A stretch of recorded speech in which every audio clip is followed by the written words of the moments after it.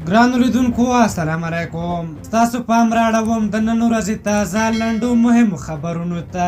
پیل له ډونالډ ټرمپ کوو. د امریکا ولسمشر ډونالډ ټرمپ وایي طالبان په افغانستان کې د امریکایي ځواکونو له حضور پیسې ګټي. د ډونالډ ټرمپ وینا طالبان هم د امریکایي ځواکونو د وتلو په اړه یوه خوله نه دي. مولوي هیبت الله اخوند د وسلوالو طالبانو مشر مولوي هیبت الله اخوند د اختر په مناسبت خپاره کړي پیغام کې ویلي دوی له امریکا سره د سولې هوکړه لاسلیک کړې او امریکا ته پکار ده چې د عملي کولو لپاره یې لا ډېرې چټکې هڅې وکړي.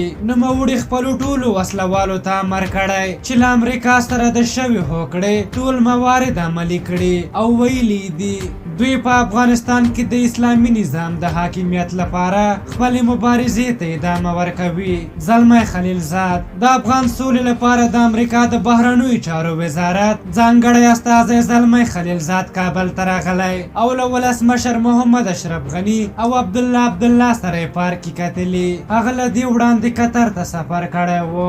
منظور احمد پښتین د پښتون ژغورنې غورځنګ مشر منظور پښتین د کورونا معاینات منفي راووتل. د هغه لومړني معاینات مثبت ښودل شوي وو خو دا د اوسې دویم معاینات منفي شول. اسدالله خالد د دفاع سرپرست وزیر اسدالله خالد کندوز ته تللی او هلته له افغان ځواکونو سره کتلي. نوموړي داسې مهال یاد ولایت ته سفر کړی چې وسلوالو طالبانو د دغه ولایت په مرکز امام صاحب چهاردرې او ولی آباد ولسوالیو له څو خوا بریدونه کړي. د ملي دفاع وزارت وایي پر کندوز ښار د طالبانو برید پر شا تنبولی او په جګړه کې وسلوالو طالبانو ته درنه مرګ ژوبله اړولې.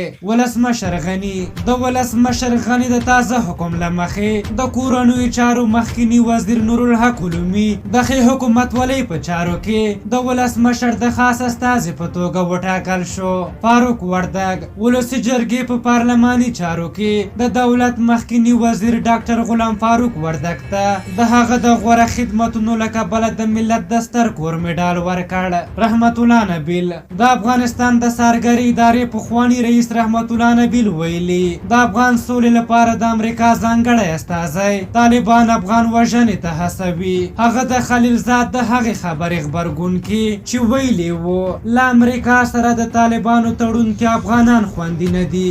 نبیل وایي امریکا باید ځواب ورکړي چې ولې افغان وژنه روانه کړې. یو خبر له پاکستانه هم راخلو.